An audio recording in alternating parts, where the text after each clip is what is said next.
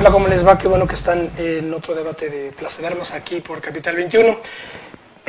Antes que otra cosa les voy a recordar nuestro correo electrónico que es plazadearmas c21@gmail.com, porque en otros programas se me ha olvidado darlo, pero bueno, ese es el correo para quienes puedan tener interés en ponerse en contacto con nosotros. Bueno, pues para presentar la charla de hoy voy a servirme de la misma... del mismo pasaje de la República de Platón que utilicé para presentar el programa sobre filosofía que organizamos hace ya varias semanas. Nada más que voy a sustituir el término de filosofía por el de universidad, de tal suerte que he de decirles que de lo que se trata hoy es de ver el modo según el cual ha de vérselas con la universidad, una ciudad para no perecer. Eso es de lo que vamos a hablar hoy, porque en efecto vamos a ampliar el espectro de análisis y de crítica, porque a diferencia de los dos programas que dedicamos a la filosofía exclusivamente, la filosofía a nivel universitario y a nivel de educación media superior, ahora vamos a ampliar el espectro de análisis para pues, hacer un diagnóstico y un balance de la universidad en un sentido global, la Universidad en México, como una institución histórica, heredera de una tradición dilatadísima y genuinamente occidental. La universidad es una institución occidental y, por ejemplo, para poner un caso, las dos universidades más importantes de nuestras repúblicas americanas, que son la Nacional de México y la Nacional de San Marcos, pues son herederas por la línea directa de las correspondientes universidades pontificias que se crean en el siglo XVI. Aquí en México, por ejemplo, a instancias del obispo Juan de Zumárraga, que es el que organiza la Universidad Pontificia de México.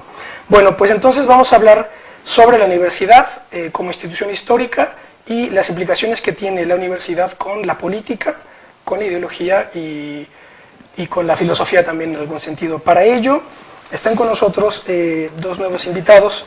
Está Elizabeth Romero, de la Universidad Autónoma de la Ciudad de México. Hola, Elizabeth. Hola, ¿qué tal, Ismael? ¿Qué tal? También está Mauricio Sáez de Nanclares, también de la Universidad Autónoma de la Ciudad de México. Mauricio, ¿qué tal? Hola, ¿qué tal, Ismael?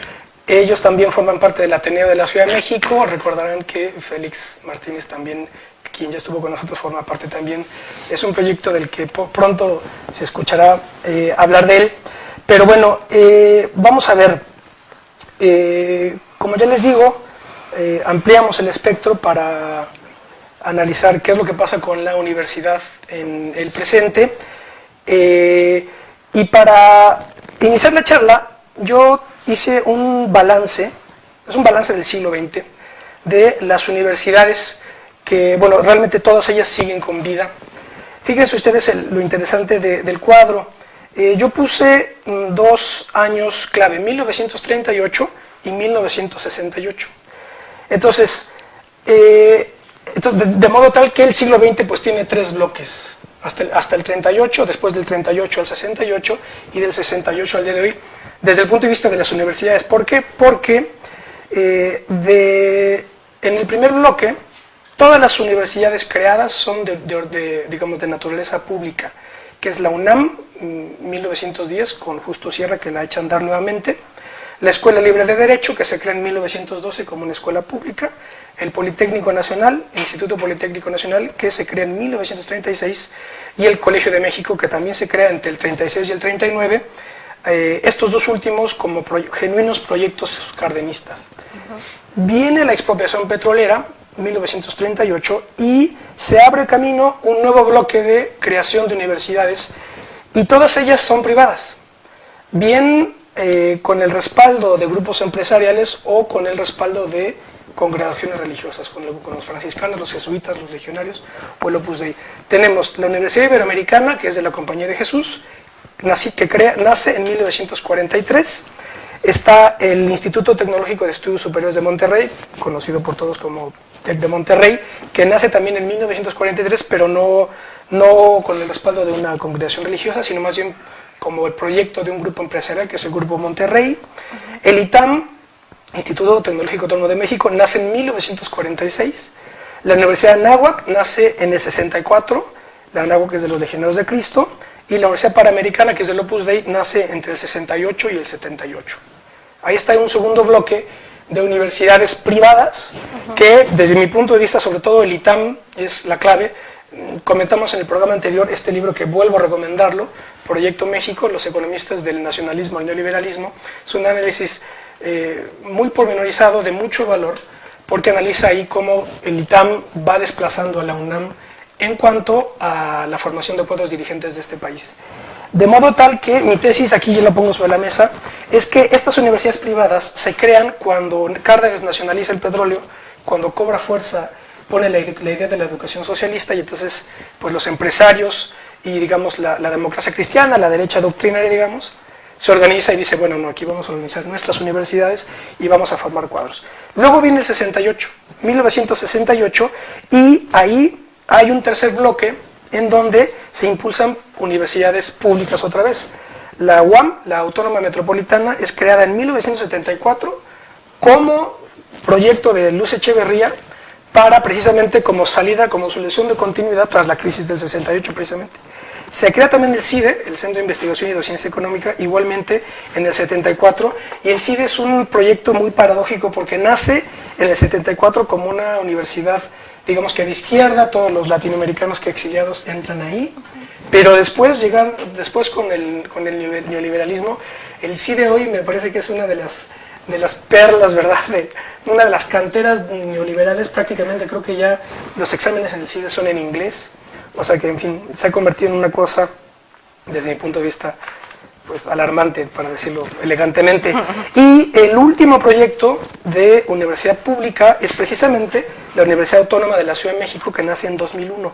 Así que bueno, en este tercer bloque son 3 universidades públicas, y nada más para terminar, hay una plétora de universidades privadas, pero que son, no sé cómo decirlo, ¿verdad?, para no ofender susceptibilidades, pero digamos universidades ya como técnicas, que ya no tienen, digamos, tanta exigencia académica, y que me parece que aquí habrá que analizar. Yo creo que son estas universidades que son el fruto de la desinversión en la universidad pública, el hecho de que las universidades privadas de prestigio, puesto entre comillas, son muy caras, y entonces surge este tercer sector de universidades privadas, no públicas, pero pequeñas, sin demasiado rigor. Bueno, ya me callo, esto es un poco el cuadro general para poder entrar en materia, así que no sé qué comentario les merezca. Pero la tesis, ibas a decir, ¿tu tesis cuál era? No, bueno, yo me refiero, la tesis es de este segundo bloque. Bueno, en general, yo creo que estos 3 bloques perfectamente pueden mostrar, son como una caja de resonancia de los cambios ideológicos y políticos que se van dando en el Estado, ¿no? Entonces, ese es un poco el planteamiento que yo pongo aquí sobre la... Curiosamente, por ejemplo, todos los lemas, con excepción del Politécnico Nacional y la UAM, todos los lemas son latinos, son latinos, son de tradición occidental, como no puede ser de otra manera. Por mi raza habla el espíritu de Vasconcelos, nada del humano mensajero de la UAM, que es de la UACM, que es una frase de Terencio, y el único que no tiene latino, el único es la UAM, porque Casa Abierta al Tiempo es del náhuatl, que aquí tengo el dato, sí, que fue propuesto por Miguel León Portilla, y que, bueno, ahorita encuentro aquí Era el saber, Casa Abierta al Saber, más Casa Abierta al Saber, ajá, aquí tengo ahora busco el dato, pero bueno, adelante, no sé qué comentario les merezca esta primera introducción.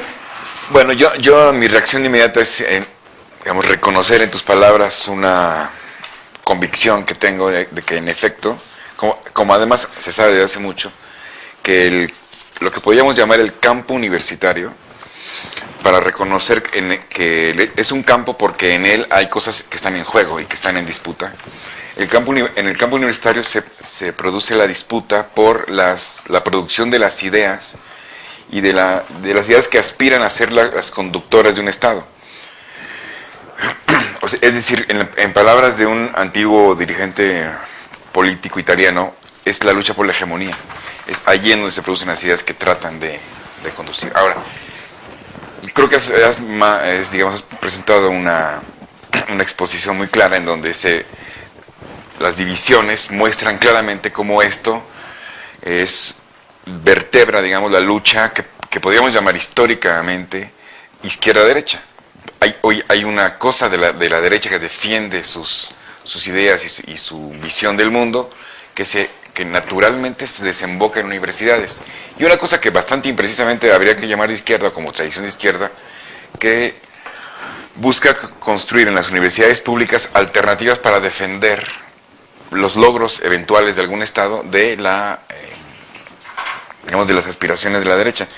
Es difícil, entiendo, es difícil sostener que las universidades públicas en México equivalgan a algo de la izquierda, pero en el largo plazo me parece que sí, porque tendrían la función únicamente de buscar detener la fuerza evidente de la derecha histórica mexicana, ¿no? Entonces, la universidad pública se presenta defendiendo el carácter público de la universidad y para defender algunos valores que son distintos de los que defiende la derecha mexicana, que no hay que olvidar que la derecha mexicana es una derecha, digamos, eclesiástica o cercana con el mundillo eclesiástico, y además de eso es una derecha que tiene como uno de sus grandes cicatrices el hecho de haber sido entreguista, de haber tenido un vínculo con un poder extranjero al que alentó.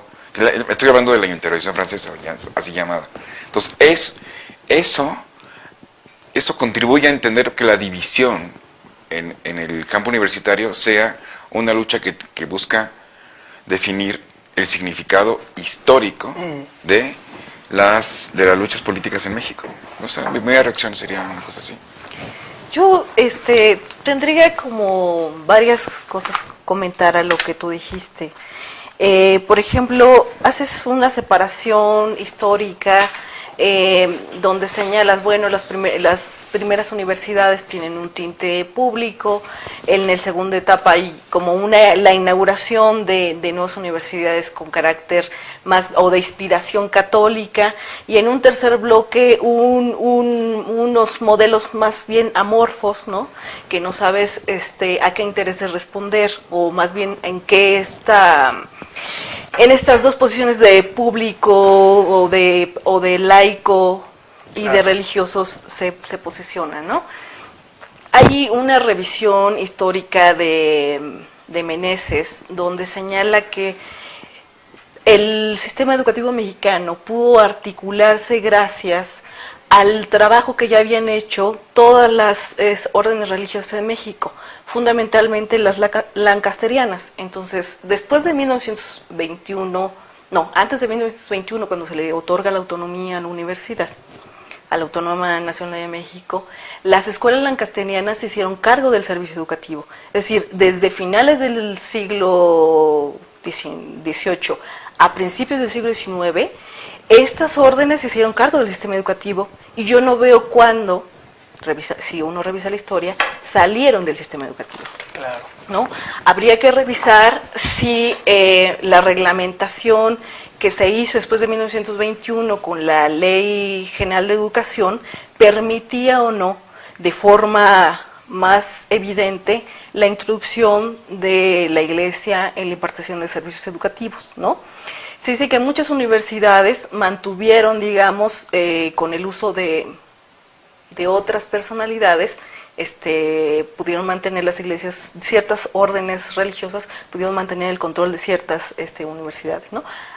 Habría que ver si después de los años que tú señalas, esto ya es más permisible dentro de las leyes que tenemos, que ahí parece una dilución del Estado laico, ¿no? Claro.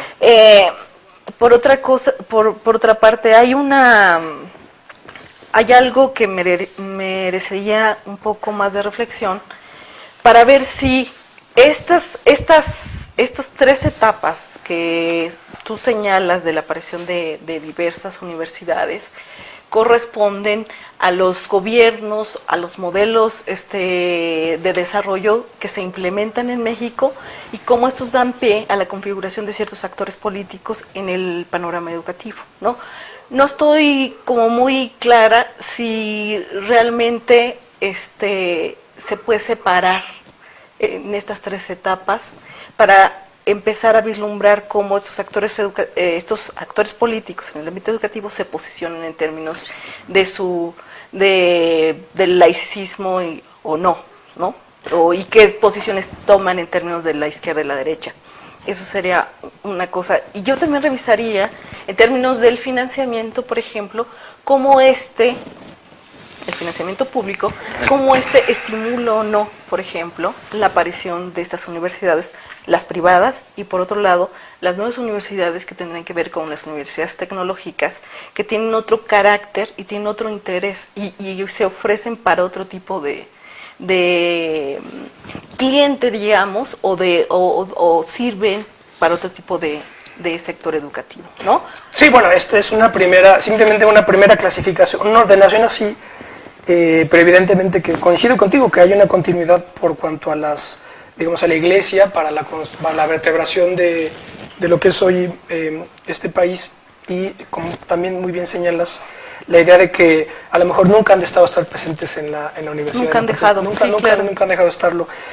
Un caso muy interesante es el del Colegio de México, porque ahí sin dejar evidentemente de reconocer a cada uno de los presidentes del Colegio de México, yo creo que hay tres grandes figuras en donde también se manifiesta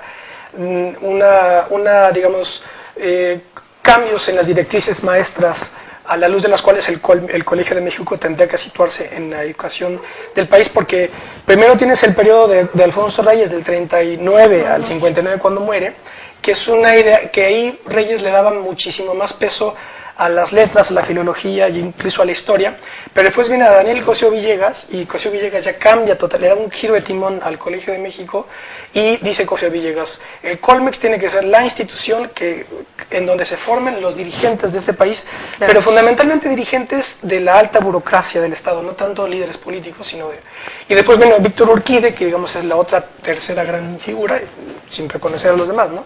Ahora es Javier García Diego, ¿verdad? García Diego. Pero son estos tres presidentes del Colegio de México en donde también se ve esos cambios. A mí me ha parecido dramático que un amigo mío que está estudiando ahí una maestría en el Colegio de México, no voy a dar el nombre para no comprometerlo, está a punto de acabarla, así que no se preocupe, de pronto la acabará. Pero también lo podrías comprometer, podría no. Sí, ¿verdad? No, bueno, solo claro, si estuviera así aquí. Bueno, ya he estado aquí, les dejo ahí les tiro el anzuelo, ya he estado en estos programas, pero a ver si saben quién es, pero él me dijo, alarmado, me decía, él está haciendo maestría en ciencia política en el Colegio de México, y me dice que le llevó un proyecto, está estudiando a Laclau y a Gramsci y a Portantiero, y entonces su tesis es, creo, sobre la emergencia del populismo en América Latina, una cosa así. Entonces iba a analizar Bolivia, Venezuela y México, algo así. Y entonces le llevó el proyecto al titular de la maestría de ciencia política, repito, y subrayo, de ciencia política en el Colegio de México, y entonces el hombre le dice, ¿qué es hegemonía? ¿O qué es bloque histórico? No entendía las categorías, ya no le sonaban.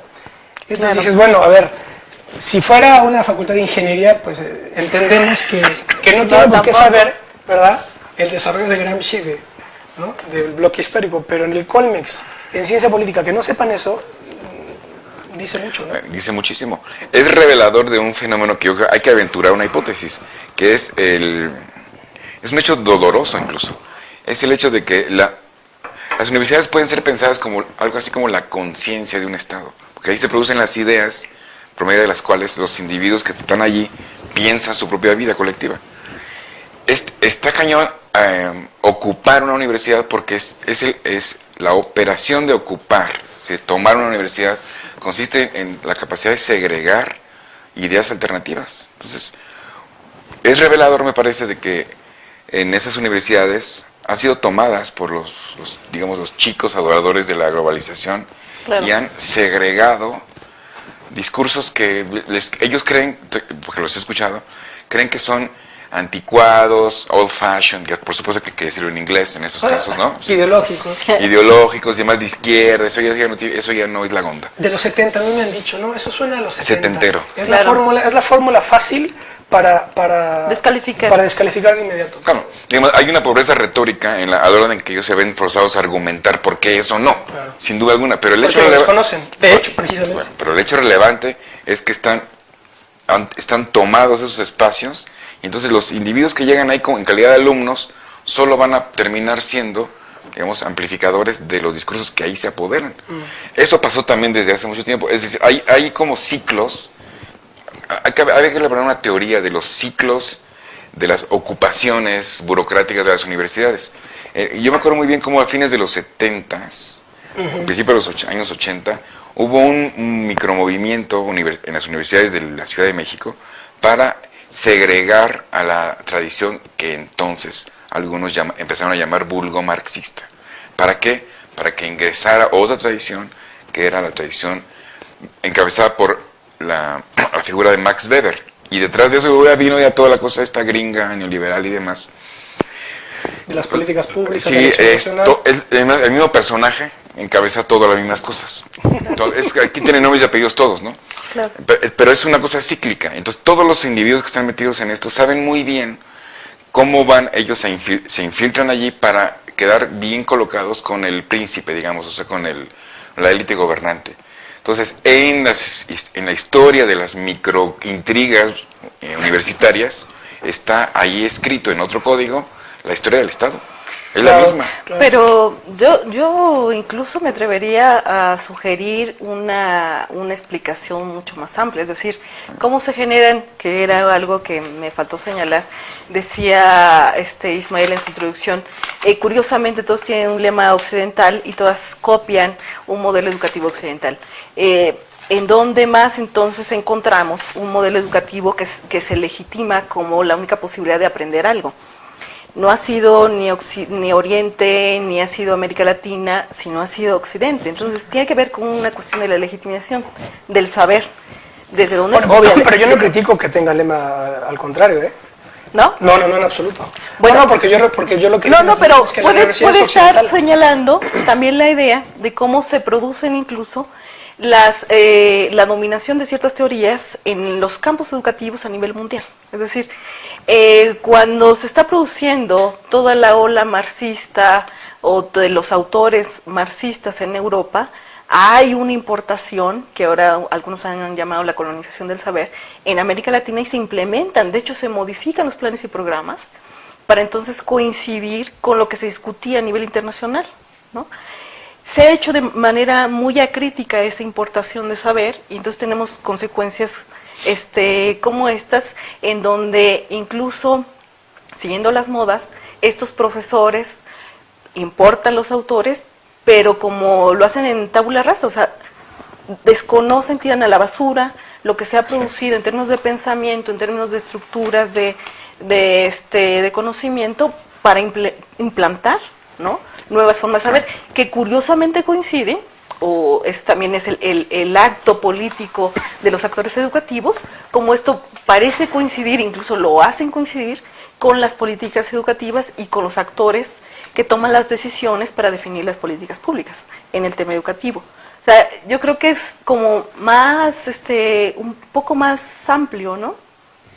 Bueno, si uno propone una explicación, se trata de ver lo nuclear del asunto, no necesariamente... O sea, no sé si la extensión de la explicación la hace mejor, no sé, pero lo nuclear es que, según yo diría, para alguien que quiera observar con algún detalle la historia del Estado llamado México, claro, si observase con el código de las intrigas aparentemente palaciegas de las universidades, allí encontraría no solamente la historia de las intrigas políticas, sino también encontraría los vínculos que esas élites políticas establecen con el resto del mundo. O sea, la hegemonía no opera en el lodazal mexicano, sino está siempre vinculado con los procesos políticos mundiales, ¿no? Claro, sí. Pero, o sea, yo diría que no solamente con la configuración del Estado, porque a veces parece anómalo en México vincular al Estado con las formas que adquieren cualquier subsistema educativo y a veces hasta cualquier producción de políticas públicas, ¿no? Entonces, sí, o sea, tienes actores políticos, ¿no?, que suscriben determinadas ideas, que curiosamente, bueno, no es curioso, sino que sabemos que los que pueden producir y incidir en las políticas públicas son ciertos sectores y lo han sido siempre, ¿no? O sea, no es gratuito que tengamos la preponderancia de grupos de intelectuales como el CIDE ahora tomando decisiones y diseñando políticas públicas. No es gratuito. O sea, su vinculación con el Estado, su vinculación también con los tomadores de decisiones dice algo. pero para que ellos hayan llegado a producir esos saberes y a circularlos en el medio, tuvo que haber un vínculo previo. Eso sí, obviamente. Pero creo que amerita que no es de forma inmediata, o sea, no la configuración del Estado te da por sí mismo la configuración de ciertos actores educativos que inciden en el diseño de las políticas públicas. A veces no. O sea, voy a poner un ejemplo, solo para... hay una decisión, desde la NUYES se orquesta, de que se debe de limitar la matrícula a partir de los años 70. Se empezó a poner topes en las matrículas de las universidades públicas. Esto, ustedes saben que la NUYES se conforma, bueno, hay un presidente, un secretario, pero los demás son los rectores de las universidades públicas en el Distrito Federal y a nivel nacional. Entonces, esto es sabido por estos actores porque son los que toman decisiones. Luego se saca el proyecto de las universidades tecnológicas y curiosamente muchos de los presidentes de estas universidades eran rectores de las universidades públicas, ¿no? Entonces, ¿te refieres a las universidades tecnológicas a cuáles? A este tercer grupo que se abre paso. A este tercer grupo, ¿no? Entonces, se hacen con esta información privilegiada que saben que existe un tope de matrícula, que lo que va a producir es que muchos alumnos no lleguen a las universidades y tengan que buscar ofertas educativas en otro lado, empiezan a implementar el proyecto de universidades tecnológicas. Entonces, pero ellos mismos son los que las echan a andar. Ellos mismos los echan a andar y muchos son gente accionistas de estas universidades. Es decir, y no vino del Estado, o sea, la NUYES puede tomar una posición política dentro del Estado, pero no es el Estado mismo. Ni tampoco los actores. No queda claro a qué te refieres con el Estado mismo. Hay una confusión que casi todos los hablantes que tienden a confundir Estado con aparato del Estado. Que es la burocracia. Sí. Yo digo, eso no es el Estado. Claro. Son los individuos que están luchando por ocupar el aparato, son también el Estado. Y esos son los que, digamos, ponen en marcha las intrigas para ocupar esto y a partir de ahí desarrollar cualquier cantidad de estrategias. Al menos esa es la historia de la derecha educativa, que tiene ocupado ahí el espacio de muchas universidades recientes. Los últimos 20 años hay una clara presencia y dominación en universidades públicas y privadas de un segmento, digamos, culturalmente clonado del imperio, o sea, digamos, de Estados Unidos, que vienen aquí a, digamos, diseminar los lugares comunes de las universidades estadounidenses. Esa es la verdad. Por ejemplo, también en ciencia política. O sea, hay un proceso de acomodamiento, digamos, que es mucho más fácil que estar enfrentándote. Pero eso no solamente es un asunto de la derecha, porque la hegemonía no consiste en que yo me pongo y me enfrento a los otros, sino que es cuando tú eres parte de mí, entonces ya soy hegemónico, ¿no? Claro, sí. Eso está pasando, ¿eh? Un proyecto interesantísimo es el del Instituto Politécnico Nacional, porque precisamente el diseño el lema es la técnica al servicio de la patria, y el propósito del Politécnico es, digamos, el mismo que la NUYES se pudo haber planteado. Tú conoces más los pormenores de eso, pero cuando decían que en el Politécnico, cuando lo organizan, lo diseñan, el planteamiento era: no todas las clases desprotegidas van a tener posibilidad de llegar a la Universidad Nacional, así que crean una estructura prevocacional, vocacional y de estudios ya superiores, digamos, en donde se le da privilegio a los oficios, a las técnicas, ¿no? Tiene todo un esquema de vocacional, las vocas que todos conocemos, las vocacionales, que son los centros de estudios científicos y tecnológicos. Y entonces, por ejemplo, aquí tengo a la vista el Centro de Estudios Científicos y Tecnológicos número 11, Wilfrido Maciú Pérez, tiene técnico en construcción, técnico en instalación y mantenimiento eléctrico, técnico en telecomunicaciones, técnico en procesos industriales. El centro número 1 tiene técnico en automatización y control eléctrico industrial, técnico en redes de cómputo, técnico de sistemas constructivos. Es el mismo planteamiento que de estas, ¿no? No, para nada. Porque ¿cómo se diseñan estas universidades tecnológicas? Las universidades tecnológicas fueron pensadas al principio como un tipo de bachillerato terminal, pero que no lo eran. Es decir, universidades que se podrían cursar en el menos tiempo que una universidad normal, ¿no? De 3 a 5 años la licenciatura, que pudieran terminarse en menor tiempo, porque lo que se pretendía en que cada universidad estuviera vinculada a un sistema productivo o a una empresa. Entonces se llevaba práctica y teoría, aunque la teoría casi desaparece en estas universidades, y se trataba de profesionalizar a los estudiantes en el campo laboral. Digamos, la gran diferencia con el Instituto Politécnico es que sí hay una revisión de ciencias, o sea, sí hay la preocupación por construir estructuras de pensamiento, porque lo que se quería es producir tecnología. Las otras no van a producir tecnología, lo que las habilitas para desarrollar ciertos aspectos de sus manuales técnico, operativos, para que se inserten de mejor manera al campo laboral, que no es el propósito de las universidades tecnológicas. No, del Poli en específico. El Poli sí crea ciencia, está creando muchísimas patentes anualmente. Hay, digamos, una elaboración de pensamiento. Sí, claro, no, esto que acabo de citar es el nivel de vocacional, y después viene ya el de estudios superiores, y ya están, y luego el CINVESTAF, que es el centro de investigación ya superior, claro, y que ya crea conocimiento a otra escala. Claro. Hay una, vamos a ver si lo puedo poner claro, una tensión que atraviesa sobre las universidades, que es esta distinción entre la escuela técnica precisamente y la universidad. Yo lo que veo es que con el avance tan poderoso que ha tenido la ciencia,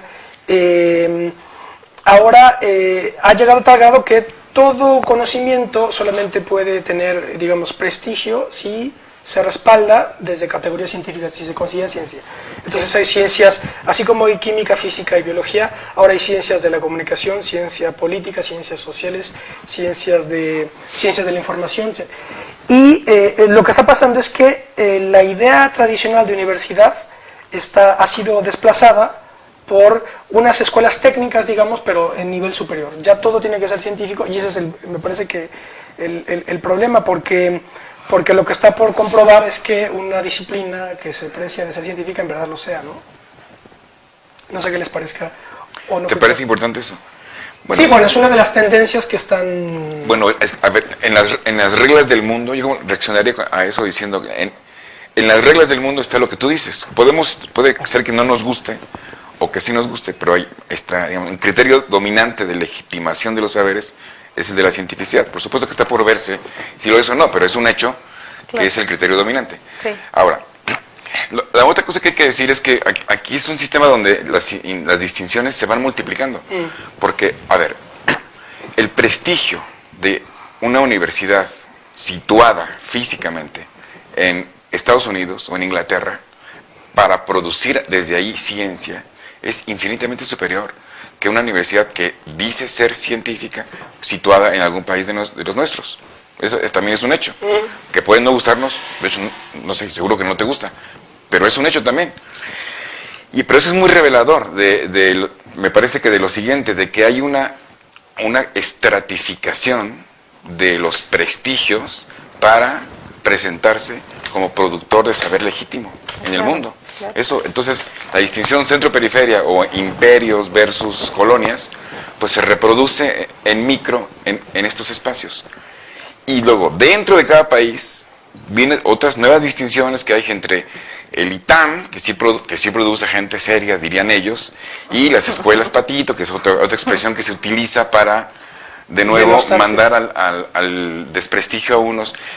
El prestigio no es un asunto... Es un asunto que se utiliza en el campo universitario para engrandecer a unos y para excluir a otros. Evidentemente es así. Sí, es una pero lo que hay que decir con una crudeza que puede ser hasta dolorosa es que en México lo que termina produciéndose son los dirigentes de una élite política que pertenece a la periferia. Es decir, que pertenece a la zona periférica del mundo. Y luego la producción de individuos que hacen técnica, o que tienen saberes técnicos en el sentido de politécnico y esto, pero que son en realidad operadores de la tecnología producida también allá afuera. Y entonces lo que se está generando son únicamente habilitaciones de individuos que pueden operar en un mundo, digamos, hecho con reglas creadas en otro lado. Es decir, son universidades colonizadas, funcionales a una idea colonizada. Y estamos muy lejos de la época de Cárdenas, donde había todavía la idea de que podíamos remontar eso y crear una cosa así como un proyecto de nación. Estamos muy lejos y ese es el tema en el campo universitario mexicano, en mi opinión. El problema es cómo encaras esa, como tú le llamas, colonización del saber, porque una de las posiciones críticas que yo tengo es que no basta con decir que mi perspectiva o mi discurso es anti-eurocéntrico, como también suele decirse, y entonces buscas saberes originarios no eurocéntricos, que el problema es si ese saber puede llevarte a algún lado. Esa es mi argumentación. Bueno, o sea, aquí estoy metiéndome con el indigenismo de frente, porque lo que está pasando es, claro, el saber es occidental, es colonizador y tal y cual. Y entonces la alternativa es otros saberes, ¿verdad? Porque otro mundo es posible, etc. Y crean universidades en función de saberes que no tienen ningún modo de solventarse objetivamente. No sé, lo último, ¿quién sabe? No sé, yo ahí tengo como varias posiciones. Hay, por ejemplo, estudios en términos no necesariamente de capital social, puede ser de capital cultural. Ahorita no recuerdo la corriente, pero se han hecho para reconocer, por ejemplo, el gran cúmulo de saber, de tradiciones, por ejemplo, de cultivo en diversas zonas de la región de América Latina. Por ejemplo, en México, en Brasil, en otras regiones. ¿Qué es lo que pretenden? Estos estudios recuperan el saber tradicional de cómo siembran, y al resultado que llegan es que la implementación de las técnicas que se importaron de Occidente causó una devastación, un impacto ecológico enorme, que ahora se puede recuperar con mucho trabajo y con la vuelta de nuevo de estas tradiciones de formas de cultivo, ¿no? De saberes ancestrales.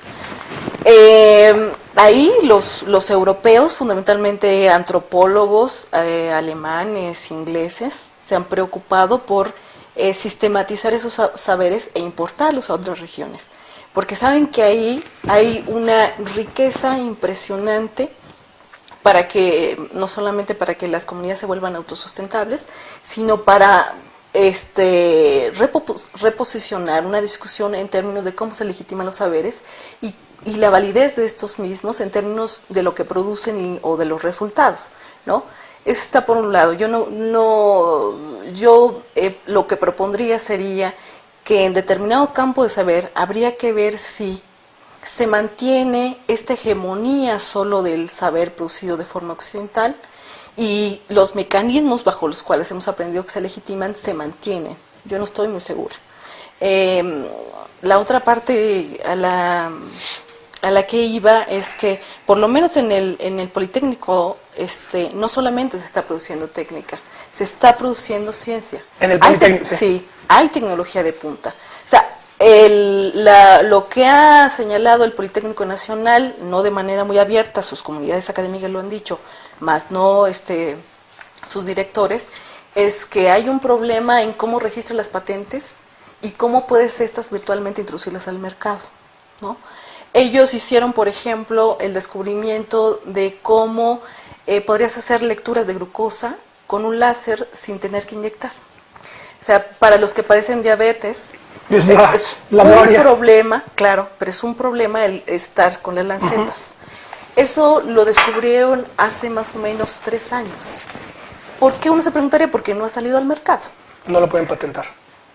O a lo mejor sí, pero ¿a quién le convendría que saldría un glucómetro que no tuviera que utilizar lancetas? A las empresas. O sea, hay incentivos en contra de que se comercialice. Claro. O sea, se sabe que las industrias farmacéuticas, que producen también ciencia y tecnología de punta, mueven estos campos de sus relaciones, ¿no?, a los tomadores de decisiones se les influye para que en la política, por lo menos de patentes, no se toque la cosa. No se toque la cosa. Entonces, hay como muchos actores en juego para que las producciones del saber no solamente lleguen al campo, al mercado, pero sino también están influyendo en cómo las instituciones podemos hacer uso de determinados saberes y no otros, ¿no?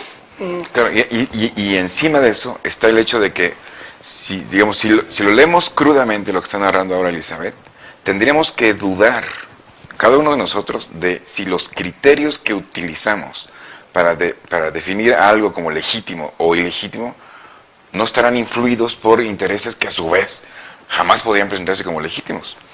O sea, a lo mejor nuestra manera de definir lo que es un saber legítimo o no viene determinado por luchas pasadas que han orillado a algunos, los han sepultado bajo la ignominia. Sí. La historia Sí. también podría ser reescrita a partir de esas luchas por el prestigio de los saberes. Entonces, ¿quién sabe qué tanto se podría defender muchos de los saberes producidos en la tradición occidental? Porque a lo mejor lo han logrado sepultando otras cosas que pudieron ser competitivas en su momento. ¿Quién sabe?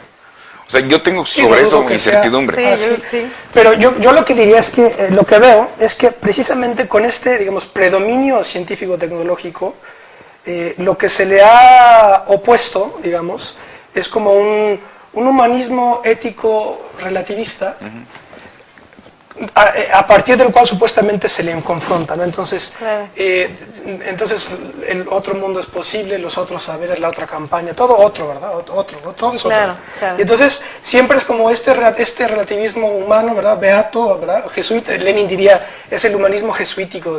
Lenin criticaba eso. Y entonces yo lo que digo, pues no se tiene que... El propósito o la tarea es ponerse al día en esa ciencia y en esa tecnología. Utilizar sus instrumentos y ponerse al día, que fue el proyecto soviético, a mi juicio. Eso fue lo que hicieron en la Unión Soviética. El proyecto soviético, no se nos olvide qué le pasó. Lenin cuando organiza la... ¿Cómo? Sí, que también hay que tomar nota de lo que pasó en eso.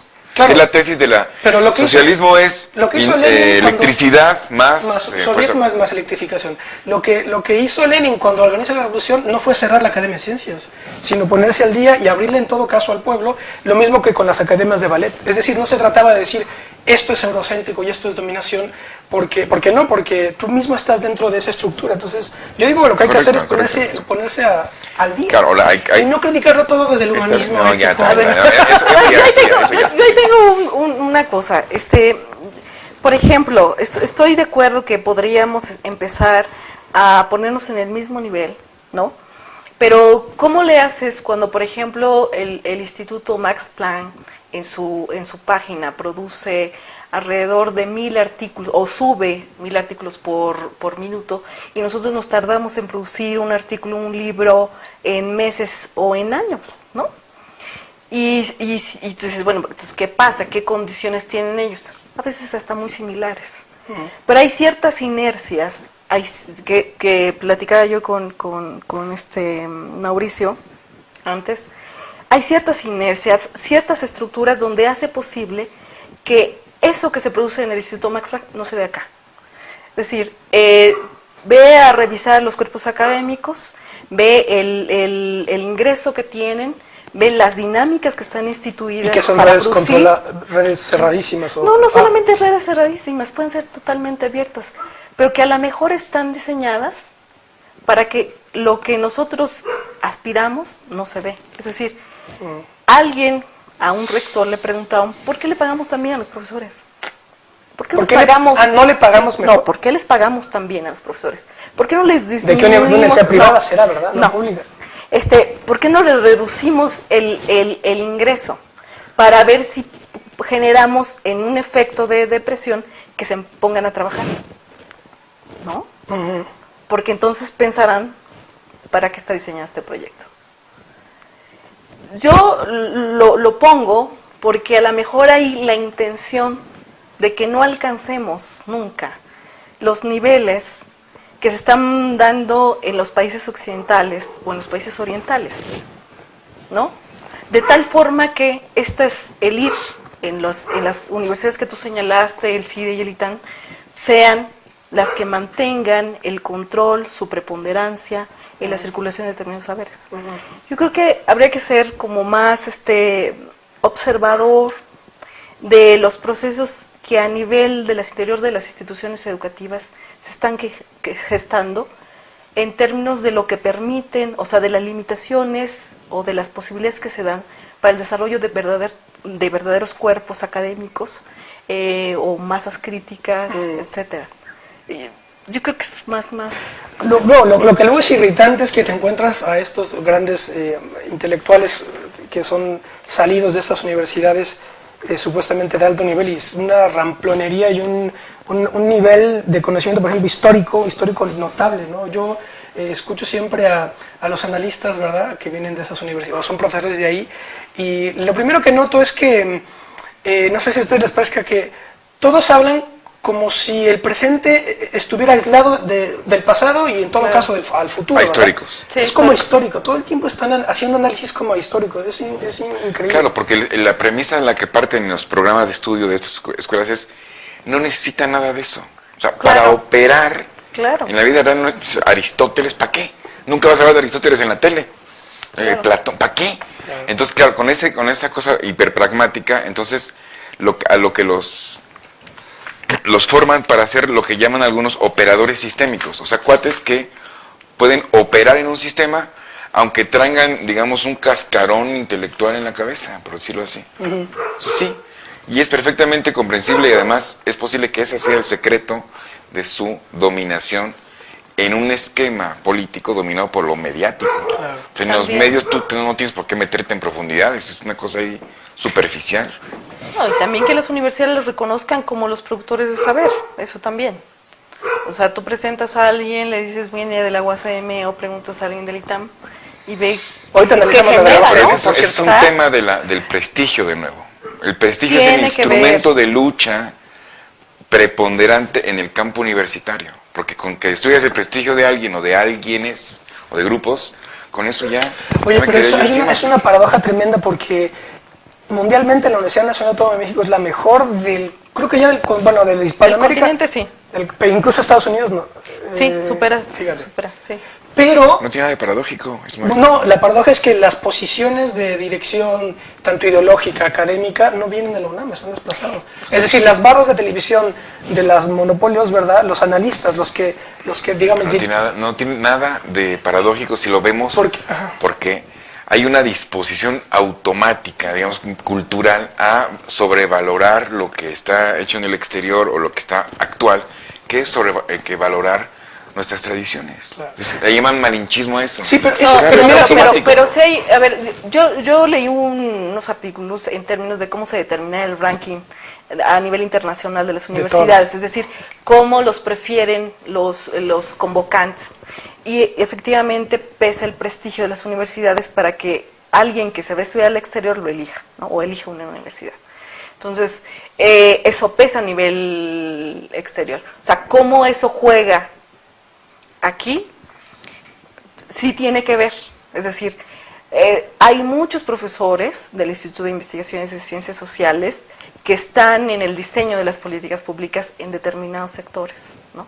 Por ejemplo, la introducción del capital humano, del capital social, de esas categorías, proviene de la intromisión de ese tipo de cuerpos académicos a las políticas. Pero tiene que ver con tiene que ver con digamos con la digamos la catadura de los dirigentes que tenemos, porque ojo, Daniel Cosío Villegas, que fue el que organizó la primera Escuela de Economía como parte de la Facultad de Derecho y después la Facultad de Economía, él fue al extranjero a estudiar economía, porque aquí no había precisamente, entonces estudió en Londres, me parece que en la London School of Economics, y creo que estuvo un poco en Estados Unidos, y él regresa y dice, aquí hay que organizar al país, y en una correspondencia entre él y Alfonso Reyes, hay una carta fantástica, en donde refleja, digamos, la categoría de Cosío Villegas, porque él le dice, y de hecho eso se refleja en la distinta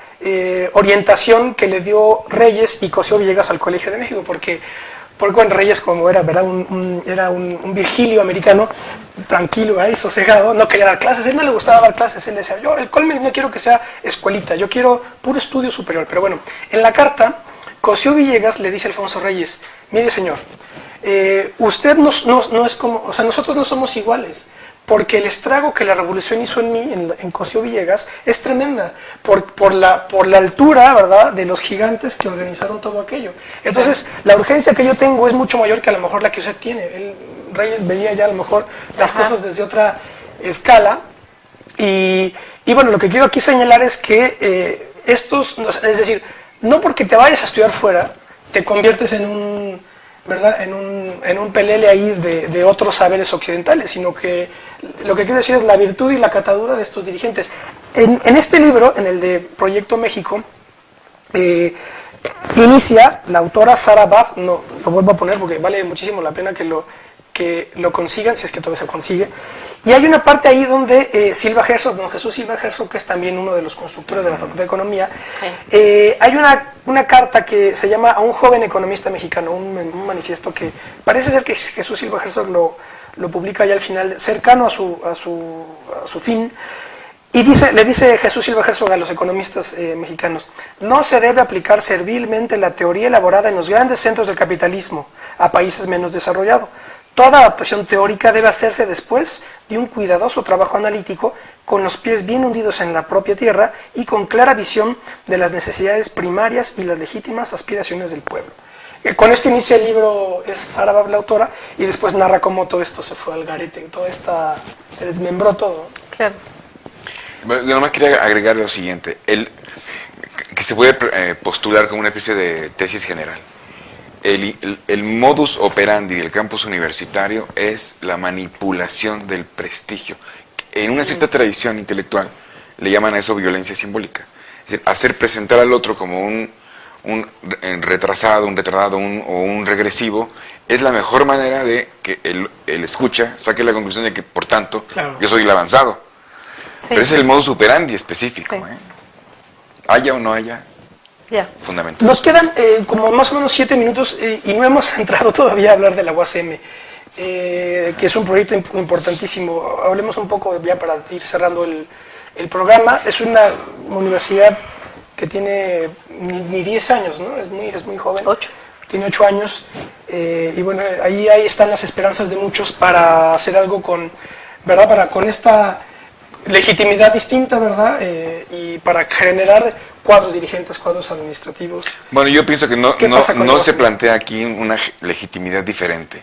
O sea, las reglas del campo universitario son las mismas ahora que hace 50 años. Lo único que hay que plantearse, yo digo, es que hay que poner mucha seriedad en las actividades universitarias, tal que puedan enfrentar con éxito la dominación prácticamente irresistida de nuevo segmento de chicos neoconservadores que han tomado las universidades, privadas y públicas. Pero el principio de legitimidad no es otro, no es chamanes y indígenas, no, es ciencia, campo, sí, claro, el principio de legitimación es universal prácticamente, las cientificidades, no jugamos en otro campo. Y es eso, y pues hay que dar la batalla en ese terreno, y uno aspira a dar argumentos medianamente aceptables, ¿no? Sí. Pero a mí lo que me faltó nada más comentar, que tiene que ver con lo que tú decías, la contradicción de la UNAM. Voy a poner un ejemplo, Vázquez Mota, cuando llega a la Secretaría de Educación, empezó a buscar... Que es del Politécnico ella, por cierto. Sí. Empezó a buscar en las universidades donde se daba educación, personal que formara parte de su equipo, para armar el equipo de la Secretaría de Educación. Tengo evidencias que estuvo en la pedagógica, en Libero, y nadie se quiso entrarle. Hubo alguien de Libero que permaneció en que sí quiso trabajar, nadie quiso colaborar pero nadie quiso, y de las otras universidades como la UAM, que Desarrollo de Educación, no quiso. Entonces, esto podría ser una explicación por lo cual hay cierto sector que no tiene ningún compromiso o convicción más bien de izquierda, que pudo haber aceptado el trabajo, que podría explicar, por ejemplo, la predominancia o el apuntalamiento de ciertos sectores por este favor, que es porque se ve favor, ¿no? Si trabajas se ve como favor. De tal es el caso que los del CIDE podrían estar siendo apoyados, porque sí respondieron a la convocatoria, y no tanto a las otras universidades públicas como la UNAM, ¿no? Pero esto no juega, yo creo que no juega para el ranking que se decide a nivel internacional.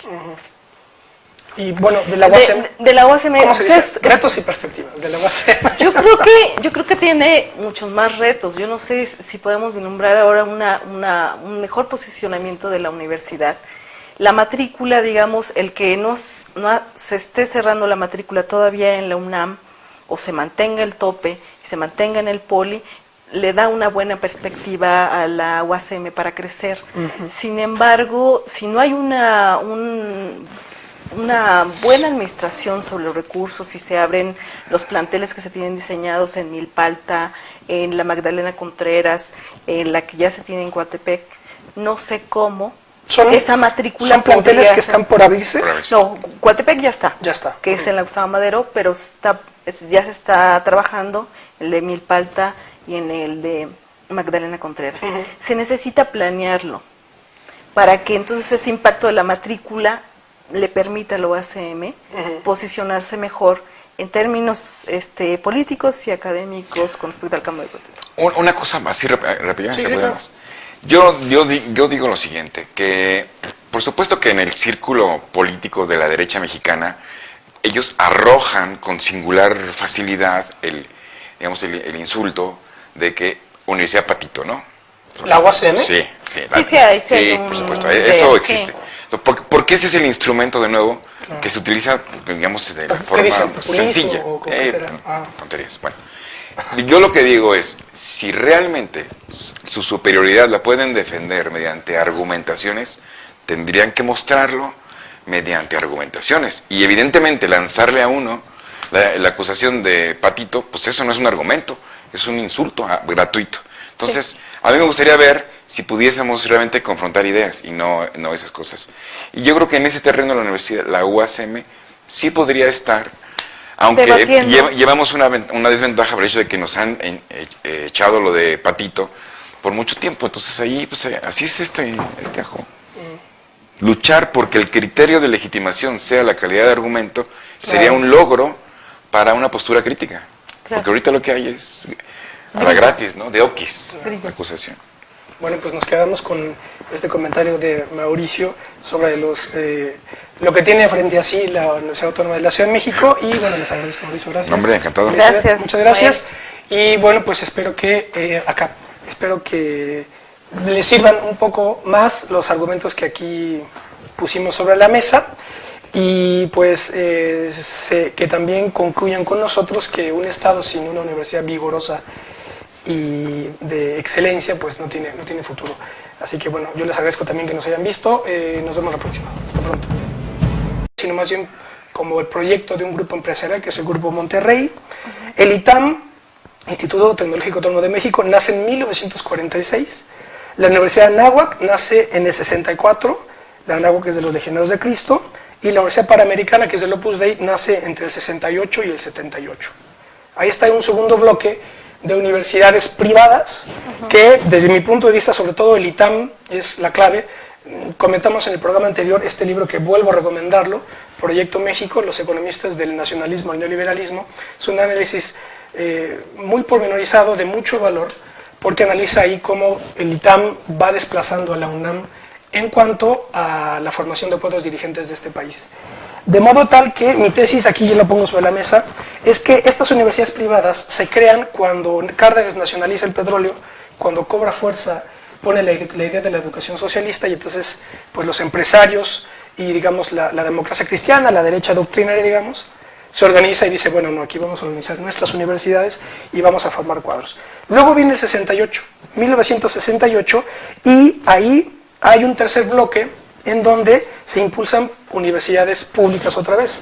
La UAM, la Autónoma Metropolitana, es creada en 1974 como proyecto de Luz Echeverría para precisamente como salida, como solución de continuidad tras la crisis del 68 precisamente. Se crea también el CIDE, el Centro de Investigación y Docencia Económica, igualmente en el 74, y el CIDE es un proyecto muy paradójico porque nace en el 74 como una universidad, digamos que de izquierda, todos los latinoamericanos que exiliados entran ahí, pero después con el neoliberalismo, el CIDE hoy me parece que es una de las perlas, ¿verdad? Una de las canteras neoliberales. Prácticamente creo que ya los exámenes en el CIDE son en inglés, o sea que, en fin, se ha convertido en una cosa, desde mi punto de vista, pues alarmante, para decirlo elegantemente. Y el último proyecto de universidad pública es precisamente la Universidad Autónoma de la Ciudad de México, que nace en 2001. Así que bueno, en este tercer bloque son 3 universidades públicas, y nada más para terminar, hay una plétora de universidades privadas. Y de las ideas que aspiran a ser las conductoras de un Estado. O sea, es decir, en palabras de un antiguo dirigente político italiano, es la lucha por la hegemonía. Es allí en donde se producen las ideas que tratan de conducir. Ahora, creo que has presentado una exposición muy clara en donde las divisiones muestran claramente cómo esto vertebra, digamos, la lucha que podríamos llamar históricamente izquierda-derecha. Hoy hay una cosa de la derecha que defiende sus ideas y su visión del mundo que naturalmente se desemboca en universidades. Y una cosa que bastante imprecisamente habría que llamar de izquierda, como tradición de izquierda, que busca construir en las universidades públicas alternativas para defender los logros eventuales de algún Estado de de las aspiraciones de la derecha. Es difícil, entiendo, es difícil sostener que las universidades públicas en México equivalgan a algo de la izquierda, pero en el largo plazo me parece que sí, porque tendrían la función únicamente de buscar detener la fuerza evidente de la derecha histórica mexicana, ¿no? Entonces, la universidad pública se presenta defendiendo el carácter público de la universidad y para defender algunos valores que son distintos de los que defiende la derecha mexicana, que no hay que olvidar que la derecha mexicana es una derecha, digamos, eclesiástica o cercana con el mundillo eclesiástico, y además de eso es una derecha que tiene como uno de sus grandes cicatrices el hecho de haber sido entreguista, de haber tenido un vínculo con un poder extranjero al que alentó. Estoy hablando de la intervención francesa, así llamada. Entonces, eso contribuye a entender que la división en el campo universitario sea una lucha que busca definir el significado histórico de las luchas políticas en México. No sé, mi media reacción sería una cosa así. Hola, ¿cómo les va? Qué bueno que están en otro debate de Plaza de Armas aquí por Capital 21. Antes que otra cosa les voy a recordar nuestro correo electrónico, que es plazadearmasc21@gmail.com, porque en otros programas se me ha olvidado darlo, pero bueno, ese es el correo para quienes puedan tener interés en ponerse en contacto con nosotros. Bueno, pues para presentar la charla de hoy voy a servirme de del mismo pasaje de la República de Platón que utilicé para presentar el programa sobre filosofía que organizamos hace ya varias semanas. Nada más que voy a sustituir el término de filosofía por el de universidad, de tal suerte que he de decirles que de lo que se trata hoy es de ver el modo según el cual ha de vérselas con la universidad, una ciudad para no perecer.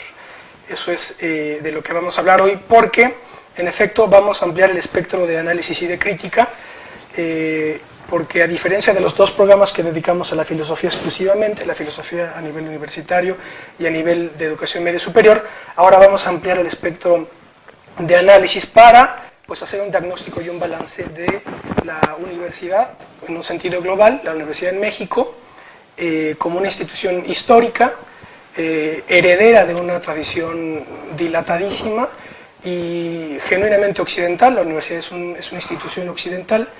Y, por ejemplo, para poner un caso, las dos universidades más importantes de nuestras repúblicas americanas, que son la Nacional de México y la Nacional de San Marcos, pues son herederas por la línea directa de las correspondientes universidades pontificias que se crean en el siglo XVI. Aquí en México, por ejemplo, hay instancias del obispo Juan de Zumárraga, que es el que organiza la Universidad Pontificia de México. Bueno, pues entonces vamos a hablar sobre la universidad como institución histórica y las implicaciones que tiene la universidad con la política, con la ideología y con la filosofía también en algún sentido. Para ello están con nosotros dos nuevos invitados. Está Elizabeth Romero, de la Universidad Autónoma de las pero que son, no sé cómo decirlo, ¿verdad?, para no ofender susceptibilidades, pero digamos universidades ya como técnicas, que ya no tienen, digamos, tanta exigencia académica, y que me parece que aquí habrá que analizar. Yo creo que son estas universidades que son el fruto de la desinversión en la universidad pública, el hecho de que las universidades privadas de prestigio, puesto entre comillas, son muy caras, y entonces surge este tercer sector de universidades privadas, no públicas, pero pequeñas, sin demasiado rigor. Bueno, ya me callo, esto es un poco el cuadro general para poder entrar en materia, así que no sé qué comentario les Pero merezca. la tesis, ibas a decir tu tesis, ¿cuál era? No, bueno, yo me refiero, la tesis es de este segundo bloque. Bueno, en general, yo creo que estos tres bloques perfectamente pueden mostrar, son como una caja de resonancia de los cambios ideológicos y políticos que se van dando en el Estado, ¿no? Entonces, ese es un poco el planteamiento que yo pongo aquí sobre la... Curiosamente, por ejemplo, todos los lemas, con excepción del Politécnico Nacional y la UAM, todos los lemas son latinos, son latinos, son de tradición occidental, como no puede ser de otra manera.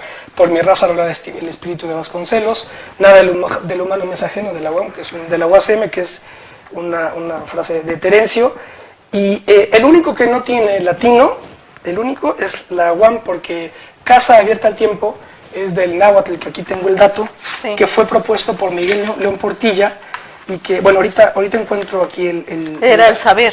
Casa Abierta al Saber, más Casa Abierta al Saber, ajá, aquí tengo ahora busco el dato, pero bueno, adelante, no sé qué comentario les merezca esta primera introducción. Bueno, yo mi reacción inmediata es, digamos, reconocer en tus palabras una convicción que tengo de que en efecto, como además se sabe desde hace mucho, que lo que podríamos llamar el campo universitario, para reconocer que es un campo porque en él hay cosas que están en juego y que están en disputa. En el campo universitario se produce la disputa por la producción de las ideas. En México, hola Elizabeth. Hola, ¿qué tal Ismael? ¿Qué tal? También está Mauricio Sáez de Nanclares, también de la Universidad Autónoma de la Ciudad de México. Mauricio, ¿qué tal? Hola, ¿qué tal, Ismael? Ellos también forman parte del Ateneo de la Ciudad de México. Recordarán que Félix Martínez también, quien ya estuvo con nosotros, forma parte también. Es un proyecto del que pronto se escuchará hablar de él. Pero bueno, vamos a ver, como ya les digo, ampliamos el espectro para analizar qué es lo que pasa con la universidad en el presente. Y para iniciar la charla, yo hice un balance, es un balance del siglo XX, de las universidades que, bueno, realmente todas ellas siguen con vida. Fíjense ustedes lo interesante del cuadro. Yo puse dos años clave, 1938 y 1968. Entonces, de modo tal que el siglo XX pues tiene tres bloques, hasta el 38, después del 38 al 68 y del 68 al día de hoy, desde el punto de vista de las universidades. ¿Por qué? Porque en el primer bloque, todas las universidades creadas son digamos, de naturaleza pública, que es la UNAM, 1910, con Justo Sierra, que la echa a andar nuevamente, la Escuela Libre de Derecho, que se crea en 1912 como una escuela pública, el Politécnico Nacional, el Instituto Politécnico Nacional, que se crea en 1936, y el Colegio de México, que también se crea entre el 36 y el 39, estos dos últimos como genuinos proyectos cardenistas. Viene la expropiación petrolera, 1938, y se abre camino un nuevo bloque de creación de universidades, y todas ellas son privadas, bien con el respaldo de grupos empresariales o con el respaldo de congregaciones religiosas, con los franciscanos, los jesuitas, los legionarios o el Opus Dei. Tenemos la Universidad Iberoamericana, que es de la Compañía de Jesús, nace en 1943, Está el Instituto Tecnológico de Estudios Superiores de Monterrey, conocido por todos como TEC de Monterrey, que nace también en 1943, pero no con el respaldo de una congregación religiosa,